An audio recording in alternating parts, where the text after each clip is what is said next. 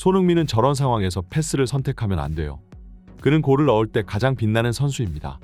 그러나 요즘 너무 패스를 주는 데만 몰두하고 있어요. 그 탐욕스러운 듀오들이 손흥민의 자신감을 망쳤습니다.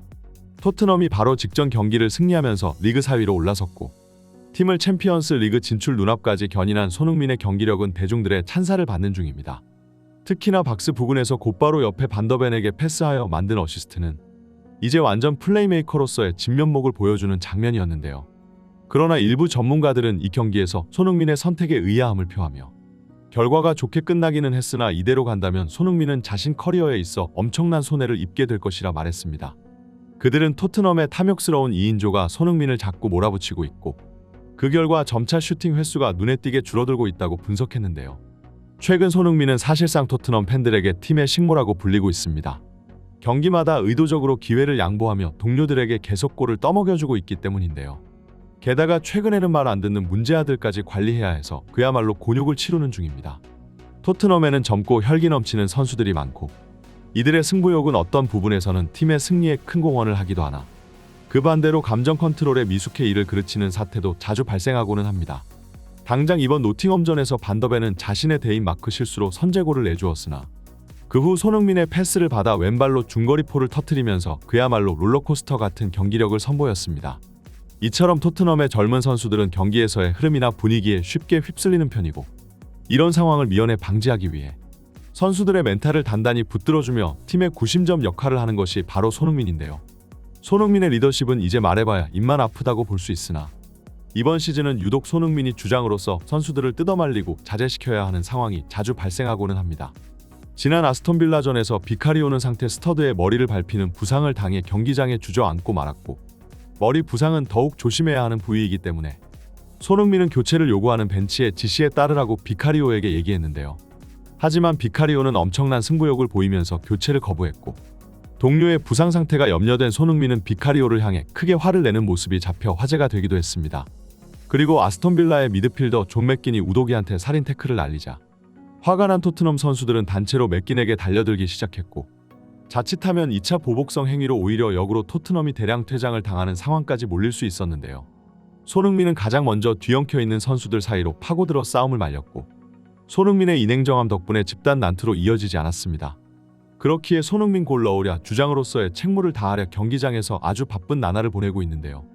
하지만 그러다 보니 선수 개인이 신경 써야 할 상황이 너무나도 많아지고 있고 이런 때를 대비해 주장의 역할을 대신해줄 부주장과 3주장이 팀에 존재하는 것인데 로메로와 메디슨 이 두 선수는 손흥민의 짐을 덜어주기는커녕 오히려 베테랑의 나이임에도 어린 유망주 선수들 마냥 감정 컨트롤을 하지 못하고 분위기에 그대로 휩쓸려버리면서 이제는 손흥민이 주장단들마저 목줄을 채우고 다녀야 하는 상황에 이르렀습니다. 특히나 로메로는 자타공인 프리미어 리그 최고의 더티 플레이어 중 하나이고 토트넘 팬들마저 로메로를 변호하는 걸 포기했을 정도로 시도 때도 없이 터져나오는 거친 태클은 지금까지 수많은 토트넘의 경기를 터뜨려버렸습니다. 하지만 첼시전 퇴장 이후 팀이 4대1 대패를 당하자 최근에는 자제를 하는 모습을 보이고 있지만 이제는 메디슨이 말썽을 일으키면서 또 다른 문제아로 거듭나고 있는데요.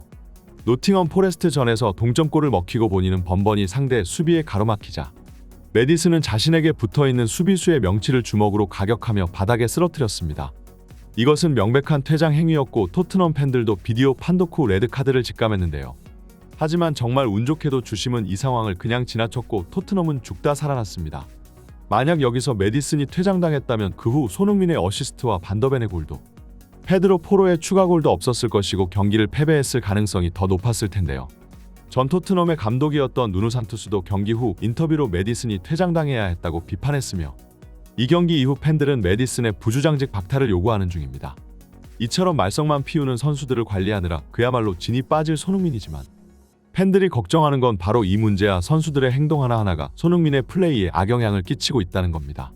31분경 손흥민이 박스 부근에서 공을 잡았고 손흥민이 여기서 왼발로 슛페이크를 한 번 주자 상대 수비수는 그대로 타이밍을 빼앗겨 버렸습니다.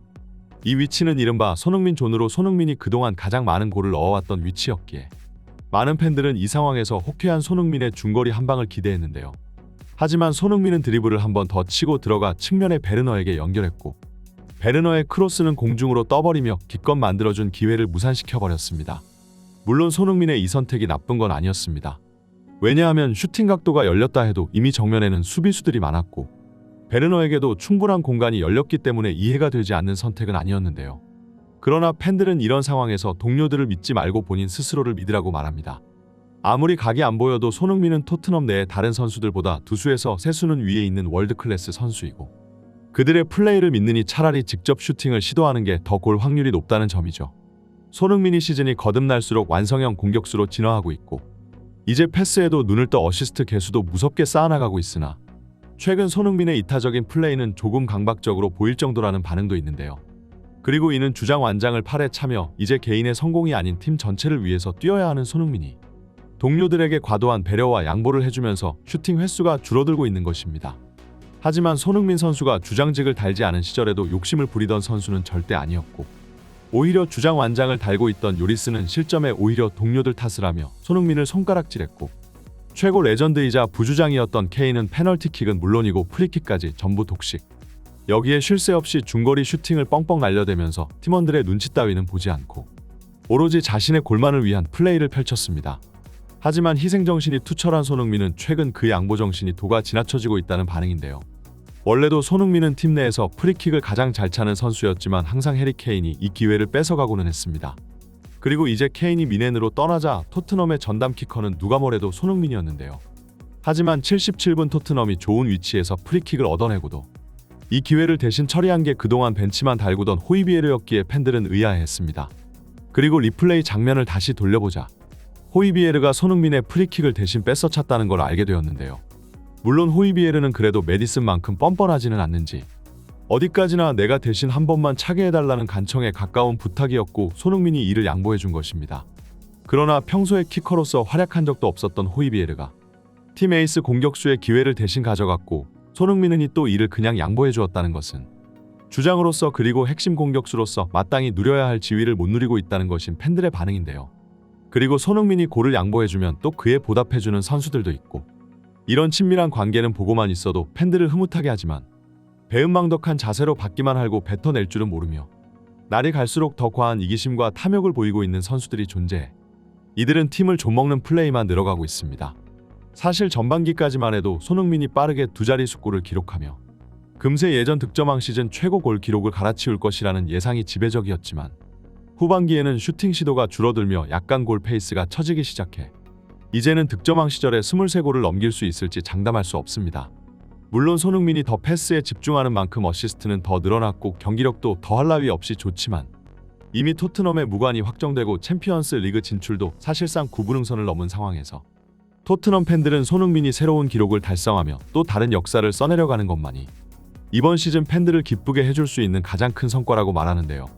다음 뉴캐슬전에서는 손흥민이 욕심을 내면서 이번에야말로 골을 기록했으면 좋겠습니다. 오늘 소식을 여기서 마치겠습니다. 좋아요와 구독, 알림 설정은 사랑입니다.